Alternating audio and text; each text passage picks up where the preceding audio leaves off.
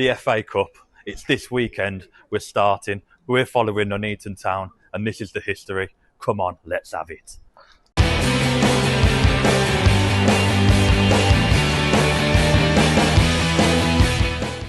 On Park to Wembley this year, as you already know, we are starting off with Nuneaton Town. Nuneaton Town will be kicking off their campaign against local rivals Coleshill. Now they're closest to me, so it's going to be a big game. So we'll be following Nuneaton Town from the first round all the way up to the FA Cup final, if they make it that far. But if they get knocked out by Coleshill, that's when then we'll start following them, and so on, all the way up to the final. So why have we chosen Nuneaton Town? Well, this is a club with a very proud history. Yes, they've had their ups and downs, but this club is on the rise again. This biography today is going to tell you all about the ups and downs that the club has gone through over the years. It's a story that features two of the greatest sportsmen of all time. This is Nuneaton Town. This is Park to Wembley. All rise for the commencement of Park to Wembley. And our story begins here in 1889, where the cost of a night out with your mates didn't cost the same as a mortgage deposit, and summer was just known as summer. This is the exact location of where Nuneaton Town started that year. We are at St Nicholas Church in Nuneaton.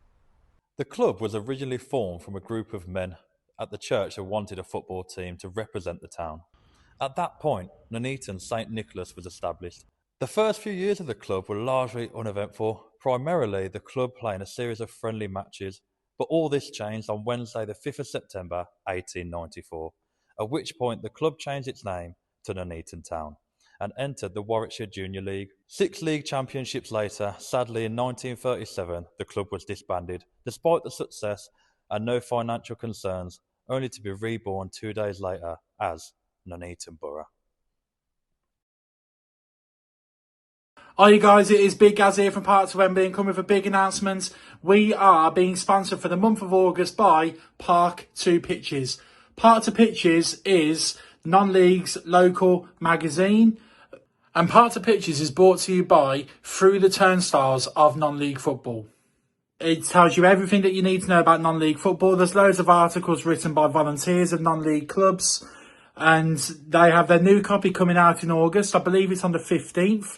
We'll leave a little link in the description below. Also, there is a section in their most recent magazine, which has been written by Nuneaton's own Phil Kirkham around the importance of ground sharing at non-league level. But thank you for Park to Pitches for sponsoring Park to Wembley on our journey.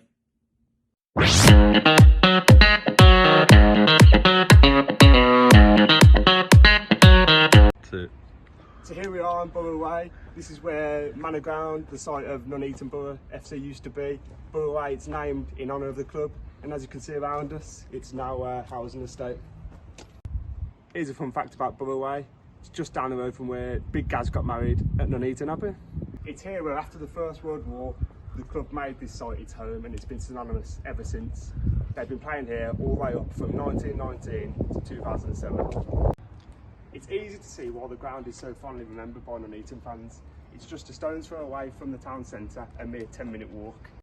A Sainsbury's now occupies the local pub, which was right next to the ground. A shame really, as it was a perfect location.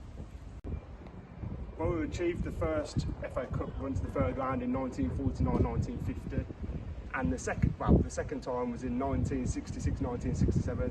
This one was historic because they managed to get 22,000 spectators inside the ground. In more recent times, Boro got to the third round again in the 2005-2006 season, where ironically they met another borough in the form of Middlesbrough. Nuneaton earned a replay at the Riverside by getting a 1-1 draw at home with a late penalty.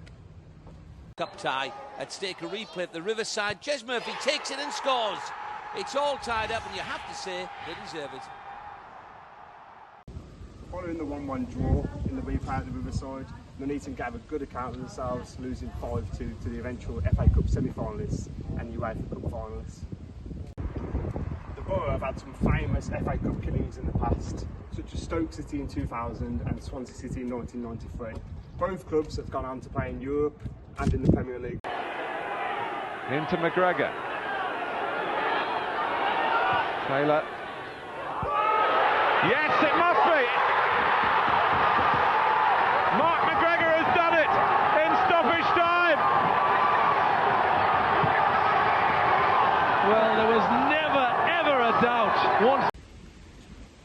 Manor Park has had some famous guests in the past, such as George Best coming in 1983, where he scored a penalty for Nuneaton Borough.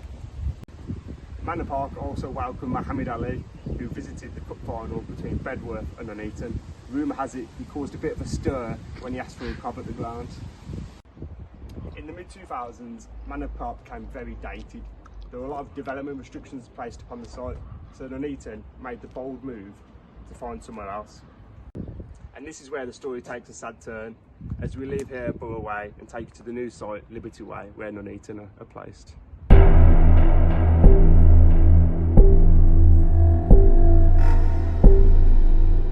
Okay guys, so we're actually here now at the Oval, the current home of Nuneaton Town, which they share with Bedworth United. We was going to go to Liberty Way, but after speaking to a few fans and understanding there's a lot of animosity around that venue, we thought it'd be best to just completely avoid the area. And what I do know about Liberty Way, from a football fan's point of view, the type of things that I look for as a visiting fan to any football ground is location to the town centre, number one, location to train stations, public transport, and also where is the nearest boozer. Now, the problem with Liberty Way, from my perspective, is nowhere near the town centre, nowhere near the train station, and also not many pubs nearby. And I can see why Nuneaton Borough fans weren't particularly over the moon with the move.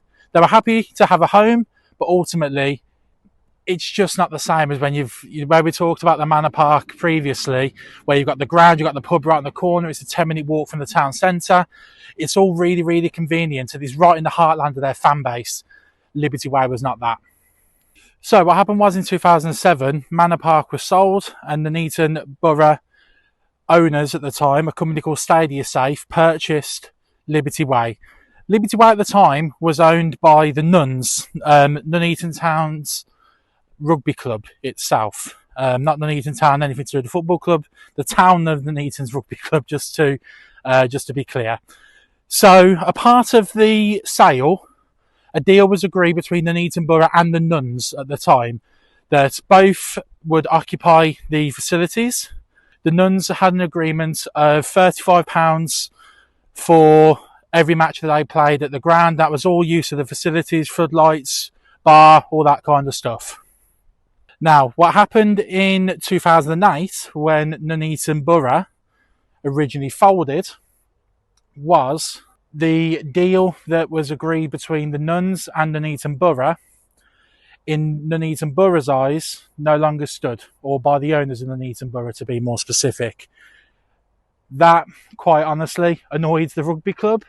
They tried to agree a new term on the deal, but ultimately the Nuns weren't happy with the fact that the football club had reneged on the deal. From the football club's point of view, they seen themselves as a new entity. That deal didn't stand, and they were trying to negotiate a better fee for themselves.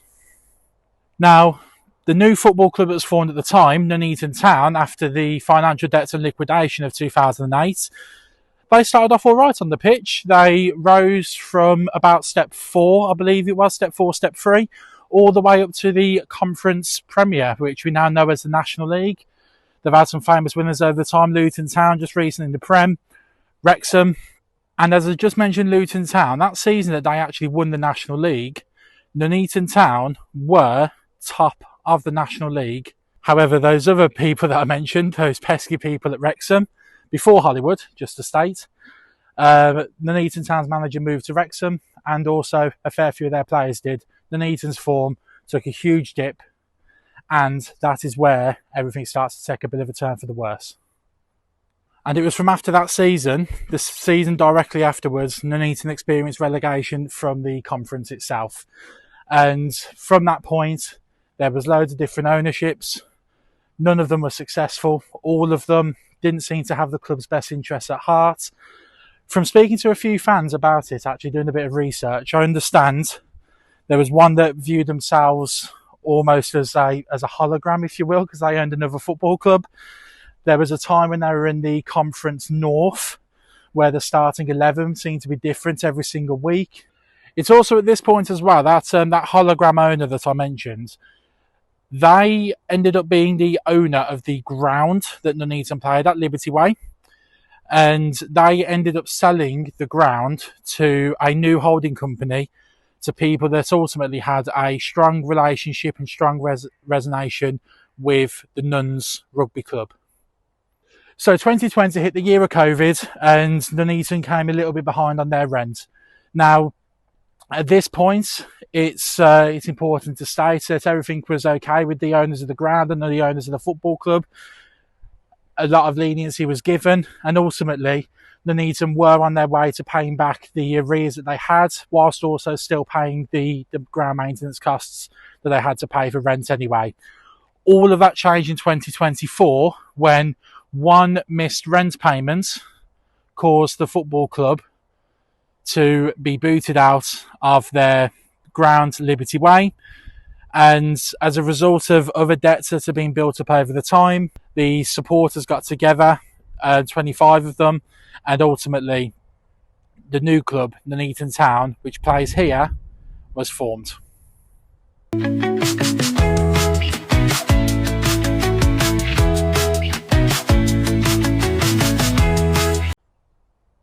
And now that brings us to the most recent chapter of Nuneaton Town, here at the Oval, down in Bedworth. Last season, Nuneaton's first was a magnificent season where they won the Midlands Premier South Division under the stewardship of Russell Dodds and Darren Acton. And it was a really, really successful year for Nuneaton Town. This season, playing back at Step 5 of the English Pyramid System, Nuneaton Town will be entering the extra preliminary round of the FA Cup, where they'll be playing Coleshill Town this Saturday, and we're going to be there. Nuneaton Town is now known as a CIC, that is a community interest club. All of the money that is in the club is put back in for profit. There's no shareholders, no dividends to be paid, and ultimately there is full transparency. Everyone at this club now can be fully behind this, and to be honest, it's absolutely fantastic to see. The club and the fans are so passionate about this new project, and ultimately so are we at Park to Wembley, and we are absolutely buzzing to be starting here. And that is really showing with the amount of tickets that they've already sold for the upcoming season. 220 season tickets to date already. That is the best number that they have received outside of the conference. They're not even in their own town. Just imagine what will happen if Nuneaton is back playing in Nuneaton. It's going to be phenomenal. And actually, the one thing that we can say at Park to Wembley, from when we first approached the club about wanting to do this vlog, from how they've interacted with us, they've been so open, they've been so welcoming, and ultimately, it's just a real, genuine club. And I know from speaking to the owners of the club as well, especially with all of the past animosity that we've just covered throughout this video, it's something that the club is really wanting to do, is to start building those bridges and really starting to get the whole of the town back behind their football club. We'd love to see nothing more. Hopefully that's going to be this season in the FA Cup. Okay, and that was the history of Nuneaton Town and the reasons why we're following on this season at Park to Wembley. Make sure you're following us, liking and subscribing to our YouTube channel, and also our social medias on Facebook, Instagram and TikTok. We are also on Twitter as well. Thank you to everybody that reached out to us on the Park to Wembley as well to give us a bit of an insight and brief about the history of Nuneaton. There's so much that we didn't include, and there's a lot that we couldn't include for legal reasons and being able to verify information. We didn't want to necessarily dig anyone's name through the mud either. And what we wanted to get across for you was what the club's all about now and why you should be following Nuneaton Town if you are from the local area. They're a real passionate club. They've got the right people in charge, all community-led, and ultimately, we really hope they go far in this season's FA Cup. So let's go, Nuneaton, and we will see you at Coleshill on Saturday.